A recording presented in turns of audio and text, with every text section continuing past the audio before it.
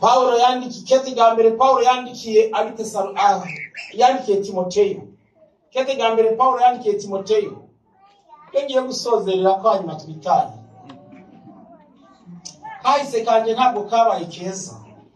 Arwane yuko nababwiye ko navyaye umwana nkiri umwana. Tangiye kumurumogi. Fisi imyaka 12. Nyaka murumogi mfise imyaka 12 nagize dreadlocks ndiri mu mudiho wa reggae imyaka yanje ya kera nari umurasti Rastafarisme narayigishije imihe byinshi cyane sinzi ko Rastafarisme mu yuko hari umuririmbyi wonga hagere muri kino gihugu nakunda cyane yitwa Rakidubu ndimbo ziwe zose mumbare namwe kuziririmba muri uyu mwaka zose ndazibaririmbi ariko harageze igihe Yesu arampamagara ntabwo ishengero ndarimaze imyaka myinshi maze imyaka 2 gusa muri ishengero kuva mu 2020 kuva mu 2005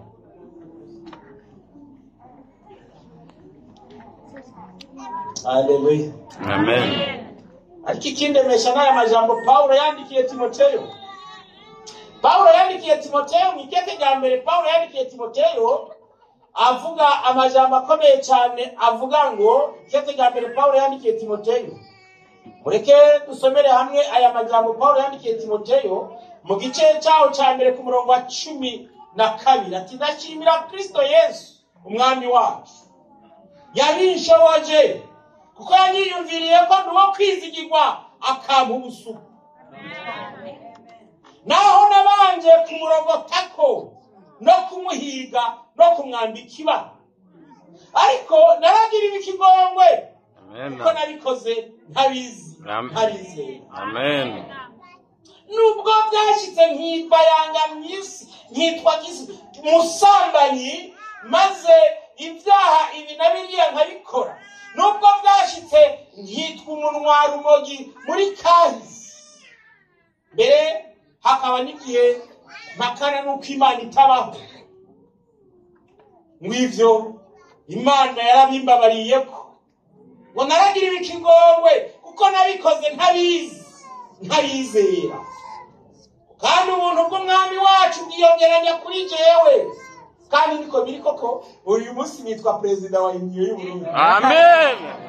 Haleluya. Amen. Haleluya. Amen. Kuva ku munwa rumogi kugera kuri president wa Union y'u Burundi. Yewe. Na president wa General Conference z'ubu. Amen. Haleluya. Amen. Yesu ashimwe cyane. Amina. Kuko nabikoze ntarize kandi ubuntu bw'umwami wacu bwiyongeranya kuri jewe bene ukwizera n'urukundo rubonerwa muri Kristo Yesu. Iri jambo rero ni ryo kwizerwa rikwiye kwemerwa bose yuko Kristo Yesu yazanywe mu isi no gukiza abanyabyaha muri bo jewe ndagaheruza ngo ariko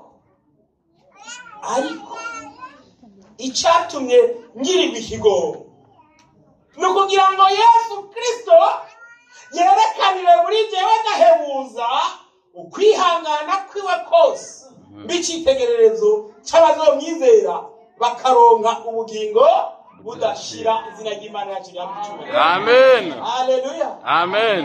Musigeze Cape Town niko ndavuga Yesu Kristo. Amen. Nari nzi ko nzoza ndumurasta nje kuraba kidudu Mugenzawe. nari nzi ko nzoza Jamaica ngiye kuraba aho bamwe mu mareba ariko uyu munsi niko ndaja mu kibiyaga ngenda kuvuga ubutumwa bwiza. Amen.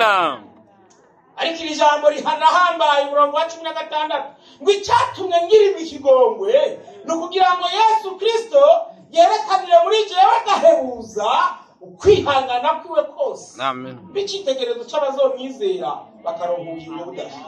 Amen. Genzi inshuti y'umusaraba, nagomba nakubwire ngo nawe ibyawe ntabwo birarangira. Amen. Ya Mana yankuye hahandi, nawe ushobora kugukuraho uyu munsi ikagushikana hahandi. Amen. Ya Mana yahindurira izina Yakobo, maze ntabe akitwa Yakobo akitwa Isirayeli. Nawe ushobora kuguhindurira izina, maze uyu munsi izina ufise nimba witwa Kiborego, musambanyi, mubeshi, munwatabi, munwarumogi n'ibindi, maze ukitwa umukristo. Amen. Kandi iryo niryo sengesho mfise, nisengera nawe ndagusengera muri aya masaha y'umugoroba mu izina rya Yesu. Amen. Abavuga bati kubwo gushobozwa n'Imana, natwe turipfuza nyawe nakuba mu gitigiri c'abahindurirwa amazina yacu y'ubupfapfa, amazina yacu atabereye, Imana ikayatwibagiza mu buzima bwacu, tugahabwa amazina mashasha nk'uko ari ryo sezerano rya Kristo. Muhaguruke dusenge Imana.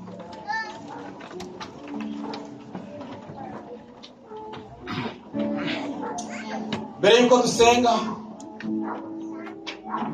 yuko dusenga, hari umukobwa w'Imana cyangwa umuhungu w'Imana muri aya masaha y'umugoroba avuga ati nyawe narakeneye isengesho ridasanzwe kugira ngo Imana ishoboze kuva mu byo narindimwo, nanjye nshobore guhindurirwa izina, habwa izina rishaje, kaba tarabatizwa ngo witwa umukristo, ngo witwa umu-adventiste w'umunsi w'indwi urindiriye kugaruka kwa Yesu.